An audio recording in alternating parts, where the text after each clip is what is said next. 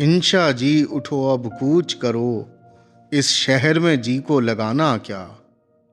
वहशी को सुकून से क्या मतलब, जोगी का नगर में ठिकाना क्या। इस दिल के दरीदा दामन को देखो तो सही, सोचो तो सही। जिस झोली में 100 छेद हुए, उस झोली का फैलाना क्या। शब बीती, चांद भी डूब चला, जंजीर पड़ी दरवाजे में। क्यों देर गए घर आए हो, सजनी से करोगे बहाना क्या।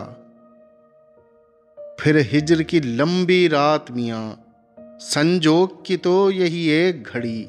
जो दिल में है लब पर आने दो, शर्माना क्या घबराना क्या।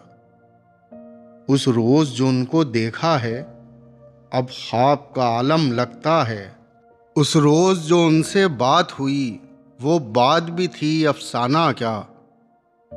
उस हुस्न के सच्चे मोती को हम देख सकें पर छू ना सकें।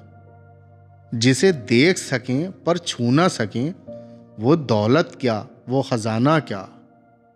उसको भी जला दुखते हुए मन, एक शोला लाल भभूका बन। यूं आंसू बन बह जाना क्या, यूं माटी में मिल जाना क्या। जब शहर के लोग न रास्ता दें, क्यों बन में न जा विश्राम करें।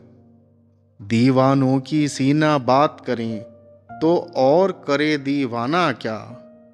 इंशा जी उठो अब कूच करो, इस शहर में जी को लगाना क्या। वहशी को सुकून से क्या मतलब,